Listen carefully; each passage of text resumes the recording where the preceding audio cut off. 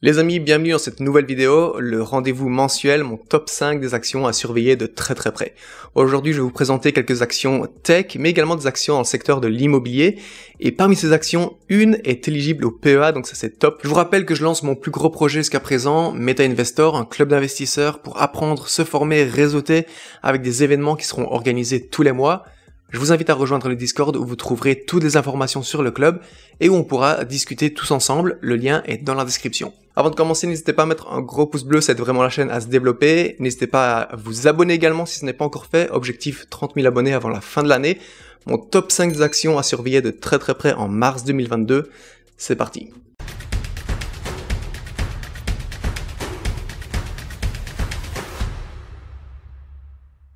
Je vous propose de commencer ce top 5 des actions à surveiller de très près en mars 2022 par une entreprise tech dont je vous ai déjà parlé de nombreuses reprises sur la chaîne. C'est l'entreprise PayPal.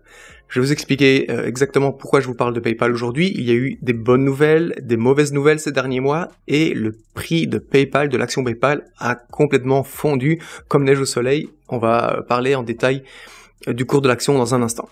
Mais d'abord, parlons en premier des bonnes nouvelles. Il y a quelques mois, PayPal a annoncé un deal avec Amazon et ça, je pense que c'est vraiment une énorme nouvelle. Ça peut vraiment booster PayPal sur les prochaines années.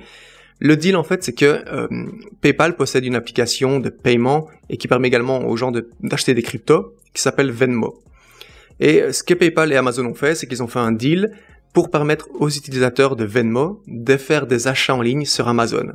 Et Amazon est la plus grande plateforme de e-commerce au monde. Donc je pense que ce deal va être très important sur PayPal et ça peut aider en tout cas à booster le chiffre d'affaires sur les prochaines années.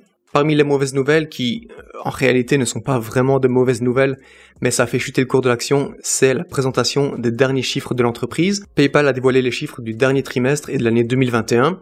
Alors en soi, ces chiffres ne sont pas mauvais, mais ils n'ont pas plu aux investisseurs et ça a fait fortement chuter le cours de l'action PayPal. À travers ce live, les dirigeants ont annoncé que la croissance en termes de nouveaux utilisateurs était toujours en train d'augmenter mais ralentissait, ce qui, je pense, est normal pour PayPal, une entreprise qui est là depuis des dizaines d'années et qui possède des centaines de millions d'utilisateurs à travers le monde. Et également, ils ont annoncé que le bénéfice par action devrait diminuer de 30% en 2022 comparé à 2021. Ici, encore une fois, ça peut s'expliquer. La raison, c'est qu'en 2021, PayPal avait un faible taux d'impôt et ces impôts vont repartir à la hausse cette année. Donc évidemment, ça va faire chuter le bénéfice par action. Enfin voilà, il y a eu pas mal de petites news comme ça qui ont fait que les investisseurs ont décidé de faire chuter le cours de l'action PayPal dès la séance suivante. Pourtant, il y a eu du positif dans ce live, dans cette annonce de résultats. Parmi les choses positives, c'est le fait que PayPal ait annoncé que les utilisateurs actifs étaient de plus en plus actifs, utilisaient de plus en plus PayPal. D'ailleurs, on a vu une augmentation de 11% des transactions par utilisateur. Et c'est également le volume de transactions global qui a augmenté, une augmentation de 33% comparé à l'année précédente. Donc, certes, le nombre d'utilisateurs ralentit, mais continue d'augmenter, mais on voit que les gens utilisent de plus en plus PayPal et les volumes de transactions augmentent de plus en plus. Et je peux en témoigner parce que j'utilise PayPal au quotidien dans mes business. En fait, sur mes plateformes, j'utilise deux moyens de paiement. Stripe, donc paiement par carte de crédit, et PayPal. Et aujourd'hui, clairement, je le vois, je ne pourrais pas me passer de PayPal. C'est impossible pour moi de retirer PayPal comme moyen de paiement, sinon je perdrais entre 20 et 30% de mon chiffre d'affaires. Aujourd'hui, c'est une réalité. PayPal est devenu, on va dire, un incontournable du paiement en ligne. Beaucoup de personnes, s'ils se rendent sur un site et qu'ils ne voient pas l'onglet ou le petit logo PayPal, ne vont tout simplement pas acheter. Aujourd'hui, c'est une réalité. PayPal aide à la conversion. PayPal met en confiance les acheteurs en ligne. Et aujourd'hui, PayPal, on ne peut plus s'en passer. Moi, je pense que PayPal a encore de très belles années devant lui. Regardons les chiffres de PayPal ces dernières années. On peut voir que le chiffre d'affaires est en pleine croissance. En 2017, PayPal a fait 13,1 milliards de dollars de chiffre d'affaires, 15,5 milliards en 2018, 17,8 en 2019, 21,5 en 2020 et là, en 2021, ils ont fait 25,4 milliards de dollars de chiffre d'affaires. Le bénéfice, lui aussi, est en pleine croissance. Il est passé de environ 1,8 milliard de dollars en 2017 à 4,2, donc x3 en 4 années, à 4,2 milliards de dollars en 2021. Si on regarde le cours de l'action PayPal aujourd'hui, je vous l'ai dit, on va prendre le graphique sur 6 mois, et on peut voir qu'il y a 6 mois, PayPal avait dépassé la barre des 300 $. D'ailleurs, c'était son ATH, son all-time high, 310 $ par action. Et depuis chute libre, PayPal a perdu environ 65% de sa valeur. Aujourd'hui, on retrouve l'action aux alentours des 110 $, avec un PER, un ratio court-bénéfice qui me paraît plus qu'acceptable pour PayPal, de 31. Donc, aujourd'hui, PayPal, et vous savez ce qui s'est passé, hein, des surévaluations incroyables. À 300 $, c'était clairement surévalué en 2020-2021. Ensuite, ça avait chuté, et je vous en avais justement parlé à ce moment-là. Aux alentours des 200 $, je vous avais dit, aujourd'hui PayPal, pour du long terme, à 200 $, ça peut être intéressant, faites vos recherches, faites attention. Et ce qu'on a vu, c'est que PayPal a continué de chuter. La tendance baissière a continué sur l'action PayPal, et aujourd'hui à 110 $, je pense que ça va commencer à stagner. Ça ne veut pas dire qu'on va pas voir PayPal à 80 ou 90 $, loin de là. Mais je pense qu'on devrait voir l'action PayPal commencer à se stabiliser pour ensuite repartir à la hausse. Donc aujourd'hui, à ce prix-là, je vous dis, il y a peut-être quelque chose d'intéressant à faire. Ce que nous disent les analystes concernant l'action PayPal, c'est que sur 37 analystes, 27 recommandent d'acheter, 9 de hold, 1 de vendre, ce qui donne un achat modéré pour PayPal, avec un prix cible sur ces 12 prochains mois de 184,42 $ par action, soit une hausse potentielle de 66% comparée au prix d'aujourd'hui. Donc voilà, il y a eu pas mal de bonnes nouvelles, de mauvaises nouvelles, des nouvelles un peu moins bonnes ces derniers mois. Moi je pense qu'aujourd'hui l'action est intéressante pour rentrer en DCA avec une vision long terme. Encore une fois, un PayPal c'est un géant du paiement en ligne et je pense que ça va le rester pendant encore des années et des années. Donc si, tout comme moi, l'entreprise vous intéresse, n'hésitez pas à faire vos propres recherches.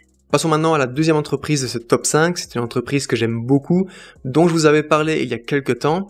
Je possédais des actions de cette entreprise, j'ai dû évidemment les revendre quand j'ai clôturé mon compte Revolut, et donc là je suis en train de réfléchir comment re-rentrer à nouveau sur cette entreprise, et cette entreprise c'est Realty Income. Realty Income, pour ceux qui ne connaîtraient pas, c'est une entreprise américaine de gestion immobilière. La société est une des rares entreprises de placement immobilier qui verse des dividendes mensuellement plutôt que trimestriellement et a même enregistré une marque déposée pour l'expression The Monthly Dividend Company, l'entreprise aux dividendes mensuels. D'ailleurs, ils l'affichent en grand sur leur site. L'entreprise qui paye des dividendes tous les mois, c'est leur slogan. Aujourd'hui, Realty Income se trouve dans plus de 50 États à travers les États-Unis. Il possède plus de 11 100 propriétés de biens immobiliers. Realty Income, c'est également plus de 1040 clients différents dans 60 industries différentes. Et le dividende mensuel, est payé depuis 28 années consécutives et est en augmentation depuis 25 années consécutives. Si on regarde les statistiques affichées ici sur le site, on peut voir que depuis 1994, Realty Income, c'est 15,5% de rendement annualisé, dividende réinvesti, ce qui est juste énorme. On va prendre les chiffres de Realty Income devant nous et on va regarder le chiffre d'affaires ensemble. Le chiffre d'affaires est en augmentation ces dernières années, 1,2 milliard en 2017, 1,3 en 2018, 1,5 en 2019, 1,7 en 2020 et en 2021, ils ont fait 2,1 milliards de dollars de chiffre d'affaires. Et en ce qui concerne le bénéfice, il était de 360 millions de dollars ces 12 derniers mois. Si on regarde le cours de l'action depuis son introduction, on peut voir une très très belle tendance haussière. Ces 5 dernières années, on peut voir également une très forte croissance entre 2018 et début 2020, avant évidemment, vous le savez, le krach boursier de mars-février 2020, où le cours de l'action a perdu plus de 40% de sa valeur. Et ensuite, c'est reparti à la hausse. Et si on regarde le cours de l'action cette dernière année, on peut voir que c'est en hausse d'environ 15%. Donc aujourd'hui, Realty Income, 67 $, il paye un dividende tous les mois. Le rendement dividende est aujourd'hui de 4,39%, ce qui n'est pas négligeable, surtout qu'en plus ils augmentent ce dividende. Donc voilà, pour moi, honnêtement, c'est une de mes actions préférées. Et dès que je peux, je vais rentrer à nouveau sur Realty Income probablement. Je vous en ferai part dans une prochaine vidéo. Mais voilà, si vous souhaitez vous diversifier, posséder une entreprise qui paye un dividende solide, qui le paye tous les mois, et vous diversifier dans le secteur de l'immobilier, je pense qu'il n'y a pas photo aujourd'hui, c'est vers Realty Income qu'il faut se diriger. Mais bien entendu, faites vos propres recherches. Et si on regarde ce que nous disent les analystes, sur 9 analystes, 5 recommandent d'acheter, 4 de hold, personne ne recommande de vendre, ce qui donne quand même un achat modéré à Realty Income avec un prix cible de 76,25 $ par action sur les 12 prochains mois, soit une hausse potentielle d'environ 13%. Pour mes amis français qui souhaitent investir dans l'immobilier mais qui n'ont pas envie de s'exposer au marché américain, eh bien, je vais vous présenter maintenant une entreprise excellente dans le secteur immobilier, mais en France et qui est éligible au PEA. Cette entreprise, c'est l'entreprise Nexity. Nexity, c'est une société immobilière française qui a été créée en 2000. Ils sont présents sur le marché immobilier pour les particuliers, mais également pour les professionnels. Et en plus de ça, ils offrent différents services comme la gestion immobilière ou encore de la distribution de produits d'investissement immobilier. Nexity, en quelques chiffres, c'est 4,9 milliards d'euros de chiffre d'affaires en 2020, 1,5 milliard d'euros de prise de commande en immobilier d'entreprise et 1 million de clients particuliers. Je vous propose de regarder les derniers chiffres de l'entreprise. Ils ont annoncé leurs chiffres il n'y a pas très longtemps. Et si on regarde le chiffre d'affaires, il est en hausse. Il est en hausse de 5%. En 2020, ils avaient annoncé un chiffre d'affaires de 4,4 milliards d'euros et il est de 4,6 milliards en 2021. Le résultat net de l'entreprise est également en hausse. Il était de 113 millions d'euros en 2020 et 325 millions d'euros en 2021, soit presque un x3 sur le résultat net. Mais ici, il y a surtout un chiffre qui me plaît beaucoup et qui va sûrement plaire à toutes les personnes qui possèdent un PEA, c'est le dividende de Nexity. Nexity propose un dividende solide et ce dividende est en hausse de 25% cette année. Cette année, il est de 2,50 € par action. Donc, en parlant de l'action, Nexity vaut 35,7 € au moment où je tourne cette vidéo. On peut voir que depuis son introduction en bourse, il y a eu des hauts, il y a eu des bas. Belle croissance entre 2005 et 2008, avant la crise des subprimes aux États-Unis, où Nexity a perdu presque 90% de sa valeur. Ensuite, tendance haussière rallie aussi entre 2008 et 2018. Et si on regarde le cours de l'action ces 5 dernières années, on peut voir que ça tradait dans un range entre 40 et 50 € entre 2017 et 2020. Grosse chute en février-mars 2020 à cause de la crise sanitaire. Nexity avait même chuté à 24 € par action en octobre 2020 et depuis ça a fortement remonté avec une petite correction ces derniers mois. Aujourd'hui l'action est à 35 € avec un dividende de 2,50 €, ce qui fait environ, je crois, presque 7% de rendement. Ici sur Google Finance, c'est indiqué 5,6% de rendement, mais je pense que c'est pas actualisé et qu'ils n'ont pas encore pris en compte la hausse de 25% du dividende qui a été annoncé récemment. Si on se rend sur le site de Boursorama, on peut voir que le consensus des analystes a été mis à jour aujourd'hui, au moment où je tourne cette vidéo, le 26 février, et l'objectif de cours sur les 3 prochains mois est de 47,9 € par action, soit un potentiel de hausse de 34,1%. Et ils se sont mis d'accord, on peut voir les analystes, une note d'achat pour l'action Nexity. Nexity, ça me paraît être une entreprise très intéressante pour se diversifier dans le secteur immobilier en France, qui propose également un dividende plutôt sympa, un beau dividende. Donc si vous avez un PEA, ce qui n'est pas mon cas puisque je suis belge et on n'a pas de PEA en Belgique, je pense que cette entreprise peut être très intéressante, donc je vous invite à faire vos propres recherches comme d'habitude. La 4e entreprise de ce top 5, c'est une entreprise dont je vous ai déjà parlé à de nombreuses reprises sur la chaîne. Il me semble même que je vous en ai parlé dans un top 5 ces derniers mois. Mais voilà, je pense que quand on a des convictions sur une entreprise et qu'on trouve qu'aujourd'hui le prix est intéressant, il faut en parler, j'en parle et voilà. Cette entreprise, c'est SoFi. Alors, pourquoi est-ce que je vous parle encore de SoFi aujourd'hui? Eh bien, c'est parce qu'il y a eu pas mal de news ces dernières semaines, ces derniers mois. Avant de parler de ces news, on va vite rappeler ce qu'est SoFi, pour ceux qui ne connaîtraient pas l'entreprise. SoFi, c'est une entreprise fintech dans le secteur bancaire aux États-Unis qui possède une application et cette application vous permet d'investir en bourse, d'acheter des cryptos, de posséder une carte de crédit, de faire des prêts personnels, des prêts étudiants, des prêts hypothécaires, vous permet de gérer vos comptes en banque, etc., de prendre des assurances, checker votre credit score, faire un prêt pour une auto.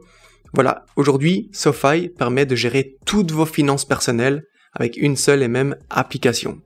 Donc voilà pourquoi je la trouve très intéressante, mais on va aller un petit peu plus loin et je vais vous dire pourquoi les news de ces derniers mois sont très intéressantes et très positives.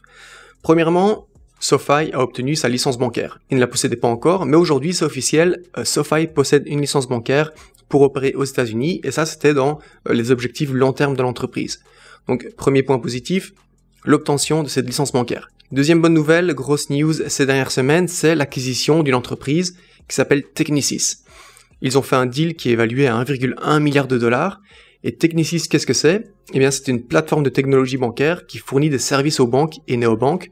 En fait, ils offrent une infrastructure en back-end dans le cloud et ça permet de mieux gérer les opérations du quotidien telles que les dépôts, les virements, les prêts, etc. Et donc, on rappelle que SoFi avait fait également une autre acquisition il y a un ou 2 ans, il me semble, l'acquisition de Galileo. Galileo, c'est une plateforme de paiement et de services financiers. Et je pense qu'aujourd'hui, cette combinaison Galileo et Technisys, c'est un très bon combo pour SoFi. On voit que SoFi est en train de construire un empire fintech / fintech néobanque qui révolutionne, selon moi, aujourd'hui, l'industrie bancaire aux États-Unis. Et donc ce combo Galileo-Technisys pourrait, je pense, devenir l'équivalent de l'AWS d'Amazon, donc le cloud d'Amazon, mais pour les fintechs et le monde bancaire aux États-Unis. Il y a quand même une chose à préciser sur cette acquisition de Technisys, c'est que SoFi a décidé de faire cette acquisition en actions, et donc malheureusement ça va diluer la valeur des actions détenues actuellement par les actionnaires, et ça c'est quelque chose qui est évidemment mal vu, si vous possédez des actions SoFi, ça va être dilué, donc ça veut dire que ça aura moins de valeur puisqu'il y aura plus d'actions en circulation, et suite à cette annonce, on a vu une chute de l'action. Donc moi je pense pas que c'est dramatique sur le long terme, je pense que oui ça craint un peu pour les actionnaires aujourd'hui, mais sur du long terme je pense que voilà, ce sont des choses par lesquelles SoFi doit passer, parce que en offrant des actions au lieu de cash, ça leur permet justement de conserver ce cash pour son développement. On va regarder le cours de l'action SoFi dans un instant, mais d'abord on va parler des résultats, du chiffre d'affaires de SoFi. Ces dernières années, entre 2018 et 2020, le chiffre d'affaires est en augmentation. Ils ont fait 867 millions de dollars de chiffre d'affaires en 2021. Et le revenu net, il est négatif. Ils ont fait des pertes d'environ 455 millions de dollars ces 12 derniers mois, en 2021. Vous le savez, c'est normal, on a déjà parlé sur la chaîne, c'est normal pour ce genre d'entreprise fintech qui se développe énormément, avec beaucoup de potentiel de croissance, d'investir énormément et de faire des pertes pendant les premières années. Si on regarde le cours de l'action SoFi, SoFi vaut aujourd'hui 10 $. On rappelle qu'à la base, c'était un SPAC. Le SPAC était d'environ 10 $, puis ça avait augmenté. Et maintenant, SoFi revient à son prix de SPAC avant cette fusion. Je vous ai parlé de SoFi il y a quelques mois. Je vous en avais parlé quand l'action était aux alentours des 15-16 $, il me semble. Ce qu'on avait vu, c'est que le cours de l'action avait augmenté. Et d'ailleurs, je possédais des actions SoFi et je les ai revendues pour prendre mon profit. Parce que voilà, SoFi, même si c'est une entreprise dans laquelle je crois sur le long terme, faut être réaliste, il y a des risques. Et donc, quand on investit en bourse, faut pas hésiter à prendre ses profits. Et c'est ce que j'avais fait sur SoFi. D'ailleurs, je vous mets la capture d'écran juste ici. J'avais acheté une trentaine d'actions que j'ai revendues et j'ai fait une plus-value. J'ai encaissé 144 €. Quand on investit en bourse, les amis, il faut pas hésiter à sécuriser une partie de ses profits ou tous ses profits. Et donc, j'avais pris mon profit sur SoFi. Je vous en avais parlé quand c'était à 12 $. Je vous avais dit que ça pouvait être intéressant. Mais aujourd'hui, à 10 $, je trouve que SoFi est encore plus intéressant. Ça ne veut pas dire que ça ne va pas chuter encore plus. 7, 8, 9 $. Personne ne peut prédire l'avenir. Mais aujourd'hui, je pense que ça peut être intéressant de rentrer sur SoFi en DCA sur du long terme, parce que je vois bien SoFi remonter aux alentours des entre 15 et 20 $ sur ces 6 prochains mois, cette prochaine année. Donc voilà, faites bien vos recherches. C'est un peu risqué, c'est volatile, mais je pense qu'il y a du potentiel long terme. Ce que nous disent les analystes sur SoFi, c'est que sur 11 analystes, 8 recommandent d'acheter, 3 de hold, ce qui donne un achat modéré, avec un prix cible sur ces 12 prochains mois de 18,85 $ par action, soit une hausse potentielle de près de 80%. Et la dernière entreprise de ce top 5 dont j'ai envie de vous parler aujourd'hui, on est dessus, c'est l'entreprise Google, ou plutôt le groupe Alphabet, puisque Google appartient au groupe Alphabet. La raison pour laquelle je vous en parle, c'est parce que pour moi c'est une énorme action et il y a très très peu de risques, je pense, sur du long terme, encore une fois long terme, à avoir du Google dans son portefeuille. Et il y a une grosse annonce récemment, c'est que Google va faire un stock split. Vous le savez sûrement, l'action Google est aujourd'hui très chère, on va en parler dans un instant. Mais Google a décidé de faire un stock split. Ça se passera à l'été 2022. Ce stock split, c'est 20 pour 1. C'est-à-dire que si vous possédez une action Google, du jour au lendemain, le prix de l'action va être divisé par 20 et vous allez vous retrouver avec 20 actions Google. Exemple très simple, si Google vaut aujourd'hui 2000 $ par action, demain vous allez vous retrouver avec 20 actions Google qui valent chacune 100 $. Et le gros point positif de ça, c'est que ça va permettre à des plus petits investisseurs qui ne peuvent pas aujourd'hui se permettre d'investir 2000 $ dans une seule action, de pouvoir rentrer sur Google beaucoup plus facilement. Si on regarde les chiffres de Google, c'est juste une entreprise exceptionnelle. Les revenus sont en pleine hausse ces dernières années. On peut voir qu'en 2017, c'était 110,9 milliards de dollars de chiffre d'affaires, 136,8 en 2018, 161,9 milliards de dollars de chiffre d'affaires en 2019, 182,5 en 2020, et là, sur ces 12 derniers mois, 257 milliards de dollars de chiffre d'affaires. En ce qui concerne le bénéfice de Google, d'Alphabet, également en pleine croissance, avec une grosse hausse cette dernière année, 76 milliards de dollars de bénéfices.